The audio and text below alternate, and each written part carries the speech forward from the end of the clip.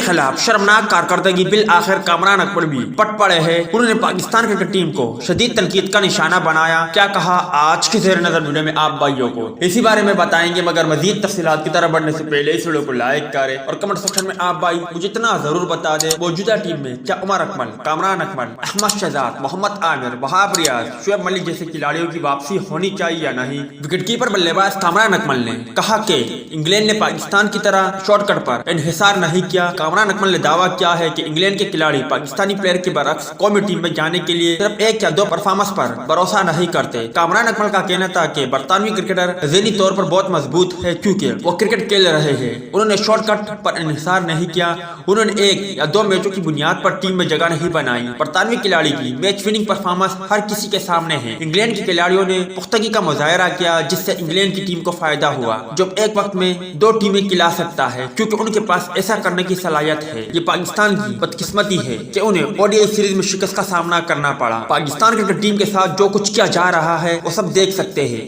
آنے والے 2 مہینوں میں T20 ورلڈ کپ کھیلا جانا ہے، اس کے لیے مجھے سمجھ نہیں آ رہا ہے کہ پاکستان کرکٹ بورڈ، مصباح الحق، ٹیم مینجمنٹ نے کیا پلان بنایا ہوگا۔ آخر کن کھلاڑیوں کو شامل کیا جائے گا اور کن کھلاڑیوں کو باہر بٹا دیا جائے گا، اور اگر ایسا ہی چلتا رہا تو پھر پاکستان کرکٹ ٹیم کو T20 ورلڈ کپ میں بھی انتہائی شرمناک شکستوں کا سامنا کرنا پڑے گا۔